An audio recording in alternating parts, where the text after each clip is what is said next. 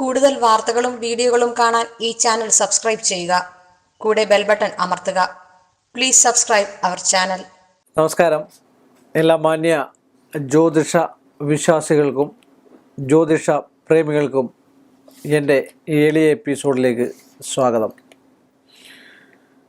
ഇന്ന് നവരത്ന മോതിരം. പല ആൾക്കാരും കമൻറ്റ് ചെയ്തിരിക്കുന്നു, നവരത്ന മോതിരം ധരിച്ചാൽ എന്താണ് ഗുണം, ഞങ്ങൾക്കൊക്കെ ധരിക്കാമോ എന്നൊക്കെയാണ് ചോദ്യം വരുന്നത്. അപ്പം നമ്മൾ ഓരോ ദശാകാലത്ത് ധരിക്കേണ്ടതായിട്ടുള്ള കല്ലുകളുണ്ട്, എന്നുവെച്ചാൽ രത്നങ്ങളുണ്ട് അല്ലേ. ഇപ്പോൾ വ്യാഴദശയാണ് മഞ്ഞപ്പുഷ്യരാഗം,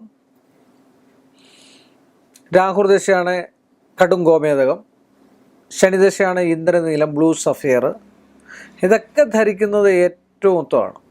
നമ്മൾ കല്ല് ധരിക്കുമ്പോൾ പ്രത്യേകം ശ്രദ്ധിക്കേണ്ടേ, നമ്മുടെ ശരീരവും അല്ലെങ്കിൽ നമ്മുടെ ഈ പ്രപഞ്ചവും ഈ കല്ലിനെ സ്പർശിച്ചിരിക്കുക എന്ന് വെച്ചാൽ ഒരു മോതിരത്തിൻ്റെ അടിഭാഗത്ത് ചെറിയ കിടുത്ത പോലെ അത് നമ്മുടെ ശരീരത്തിൽ സ്പർശിച്ച് അതിൻ്റേതായിട്ടുള്ള ആഗിരണ ശക്തി, ഇപ്പം കാന്തം ഇരുമ്പിനെ ആകർഷിക്കുന്ന പോലെ നമ്മുടെ രക്തധമനികളിലൂടെ അല്ലെങ്കിൽ നമ്മുടെ ശരീരത്തിലൂടെ അത് കയറി ചെല്ലുമ്പോഴാണ് നമ്മുടെ തലച്ചോറിലേക്ക് അതിൻ്റെ വ്യതിയാനങ്ങളും വ്യത്യാസങ്ങളൊക്കെ നമുക്കറിയപ്പെടാൻ തുടങ്ങി. ആദ്യം നമ്മൾ ഏതൊരു രത്നം ധരിച്ചെന്ന് പറയാലും ചെറിയ ചെറിയ കുഴപ്പങ്ങളുണ്ടാകും.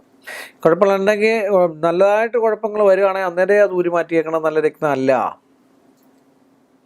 നല്ല രത്നം കണ്ട് തിരിച്ചറിയാൻ സാമാന്യം പഴയ കാലത്തൊക്കെ ഉപയോഗിച്ചിരുന്ന ചെറിയ ഞൊടുക്കു വിദ്യകളുണ്ടായിരുന്നു. നമ്മുടെ അരകല്ലില്ലേ, അരയ്ക്കുന്ന കല്ല്. ഇപ്പോൾ ആൾക്കാർക്ക് കണ്ടിട്ടുണ്ടോയെന്ന് അറിയത്തില്ല, സ്ത്രീകളൊന്നും അരയ്ക്കാറില്ലല്ലോ, മിക്സിയിലാണെല്ലാം, ഗ്രൈൻഡർ മിക്സീസൊക്കെയാണ്. അപ്പോൾ അതുകൊണ്ട് പഴയ അരകല്ലിൽ ഈ മോതിരം അല്ലെങ്കിൽ ഈ നവരത്നം ഇങ്ങനെ ഉരച്ച് കഴിഞ്ഞ് കഴിഞ്ഞാൽ, കല്ലിൽ ഉരച്ച് കഴിഞ്ഞ് കഴിഞ്ഞാൽ ഒരു കാരണവശാലും അതിന് പാട് വീഴില്ല. അപ്പം അങ്ങനെ പരീക്ഷിച്ച് നോക്കുന്നുണ്ട്. ഇതൊക്കെ ഇന്ന് തെളിയിക്കപ്പെടാനുള്ളതും നല്ല കല്ലാണോ തെളിയിക്കുക. നല്ല കല്ലുകൾ ധരിക്കുന്നത് ഏറ്റവും 9 ഗ്രഹങ്ങളുടെ ശക്തി സ്രോതസ് നമ്മുടെ ശരീരത്തിൽ, നമ്മുടെ പ്രപഞ്ചത്തിൽ നിന്ന്, സൂര്യൻ്റെ അല്ലെങ്കിൽ പ്രകാശത്തിൽ നിന്നും പ്രപഞ്ചത്തിൽ നിന്നുമുള്ള രശ്മികൾ പലവിധ, ഇപ്പം നമ്മൾ പറയുന്നത് അൾട്രാ വയലറ്റ് രശ്മി അല്ലെങ്കിൽ മറ്റു കാര്യങ്ങളൊക്കെ എന്ന് പറയുന്നത് ഇത് ആഗിരണം ചെയ്ത് ശരീരത്തെ പുഷ്ടപ്പെടുത്താനാണ്. ഇപ്പോൾ മുത്ത് ധരിക്കുക രോഗദുരിതങ്ങൾ മാറാൻ ഏറ്റവും ഉത്തമമാണ്, ത്വക് രോഗങ്ങൾ മാറാൻ ഏറ്റവും ഉത്തമമാണ്. അതുപോലെ സന്തോഷം ലഭിക്കാൻ, വശ്യത ലഭിക്കാൻ ഏറ്റവും ഉത്തമമാണ് മുത്ത് ധരിക്കുന്നത് അല്ലേ. എല്ലാ ആൾക്കാർക്കും ധരിക്കാവുന്ന ഒരു രത്നമാണ് മുത്തെന്ന് പറയുന്നത്.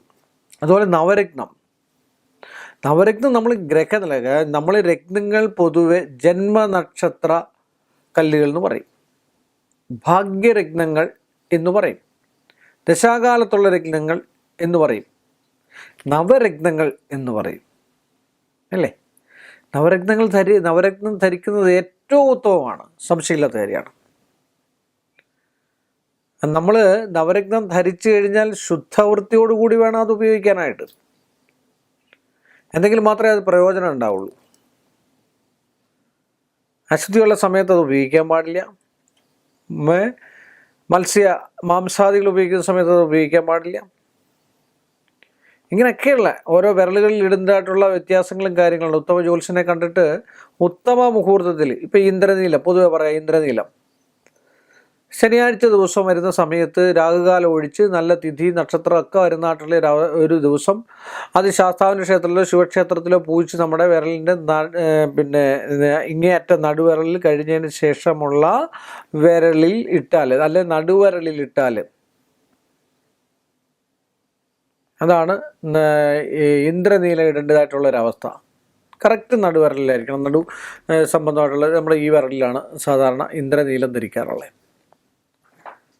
ഇങ്ങേറ്റ വിരലും നടുവിരലും അല്ലേ. അപ്പോൾ ആ നടുവിരലിൽ ഇടുന്നത് ഏറ്റവും ഉത്തമമായിട്ടുള്ളതാണ്. അതുപോലെ തന്നെ നവരത്നം 9 ഗ്രഹങ്ങളുടെയും ദുരിതങ്ങളോ ദോഷങ്ങളോ ഉണ്ടോ മാറിക്കിട്ടാൻ ചില ആൾക്കാർക്കത് നവരത്നം ഇട്ടാൽ കുഴപ്പങ്ങളുണ്ടാവും. അപ്പോൾ അങ്ങനെയുള്ള ആൾക്കാരെ ഇട്ട് കഴിഞ്ഞതിന് ശേഷം ഒരു പരീക്ഷണ സംബന്ധമായിട്ട് നമ്മൾ ഇട്ട് നോക്കി, നമ്മൾ വാസ്തു സംബന്ധം, ഇപ്പോൾ ചൈനീസ് ഫെങ്ഷുയി പറയത്തില്ലേ, ലാഫിംഗ് ഓഫ് ബുദ്ധ അല്ലെങ്കിൽ ബാമ്പു, ഇതൊക്കെ നമ്മളൊരു സ്പോട്ടിൽ വെച്ചിട്ട് 1-2 ദിവസം അല്ലെങ്കിൽ 2-3 ദിവസം നമ്മൾ നോക്കി അക്വയറി ഇങ്ങനെയൊക്കെയുള്ള സാധനം നോക്കിയതിന് ശേഷം എവിടെ നിന്നാണ് പോസിറ്റീവ് എനർജി നമുക്ക് കിട്ടാൻ, അത് പെൻഡുലം എന്ന് പറയുന്ന ഒരു സാധനമുണ്ട്. പെൻഡുലം, ആ പെൻഡുല ശാസ്ത്രം അറിയാവുന്ന ആൾക്കാരുണ്ട്. ഇങ്ങനെ വിരലിൽ പിടിച്ചിട്ട് അത് മിക്കവാറും ഉള്ള ആൾക്കാർക്കൊക്കെ അറിയാവുന്നതാണ്. അതുകൊണ്ട് നമ്മൾ നോക്കിയാൽ നെഗറ്റീവും പോസിറ്റീവ് എനർജി എവിടെയൊക്കെ ഉണ്ടെന്ന് നമുക്കറിയാൻ പറ്റും. അപ്പോൾ അങ്ങനെയൊക്കെ നവരത്നങ്ങൾ ധരിക്കുകയാണ് ഏറ്റവും ഉത്തമമായിട്ടുള്ള ഫലങ്ങളല്ലാതെ ഒന്നും ഒരു ദോഷഫലത്തെ ചെയ്യാനുള്ളതല്ല. പക്ഷെ അത് നമുക്ക് ഉതകുന്നതായിട്ടുള്ളതല്ല എങ്കിലാണ് ഈ ദോഷഫലത്തെ ചെയ്യുന്നത്. നമുക്കിഷ്ടമില്ലാത്തൊരു ആഹാരം കഴിച്ചാൽ വയറിന് പിടിക്കില്ല അല്ലേ? പക്ഷെ മറ്റൊരാളത് കഴിച്ചു കഴിഞ്ഞാൽ അവർക്കത് വയറിന് പിടിക്കും അല്ലേ? അപ്പോൾ അങ്ങനെ എന്ന് പറഞ്ഞ പോലെ നമുക്കൊതകുന്നത് അല്ലെങ്കിൽ നമുക്ക് അനുയോജ്യമായിട്ടുള്ള രത്നം ധരിച്ച് ഉത്തമ ജ്യോത്സ്യനെ കണ്ട് അനുയോജ്യമായിട്ടുള്ള രത്നം ധരിച്ചു കഴിഞ്ഞാൽ നവരത്നം ഇടുന്നതിൽ ഒരു ദോഷവുമില്ല. ഐശ്വര്യവും സമ്പൽ സമൃദ്ധിയും അത് മേൽക്കുമേൽ ഐശ്വര്യവും ഉണ്ടാകാനുള്ള സാധ്യതയല്ലാതെ മറ്റൊന്നുമില്ല എന്ന് പറഞ്ഞുകൊണ്ട് ഈ ഒരു എപ്പിസോഡ് ഞാനിവിടെ അവസാനിപ്പിക്കുന്നു. ഇനിയും നമ്മൾ തമ്മിൽ കാണുന്നതുവരെ എല്ലാ മാന്യ പ്രേക്ഷകർക്കും വിനീതമായ നന്ദിയും കടപ്പാടും. കൂടുതൽ വാർത്തകളും വീഡിയോകളും കാണാൻ ഈ ചാനൽ സബ്സ്ക്രൈബ് ചെയ്യുക. കൂടെ ബെൽ ബട്ടൺ അമർത്തുക. Please subscribe our channel.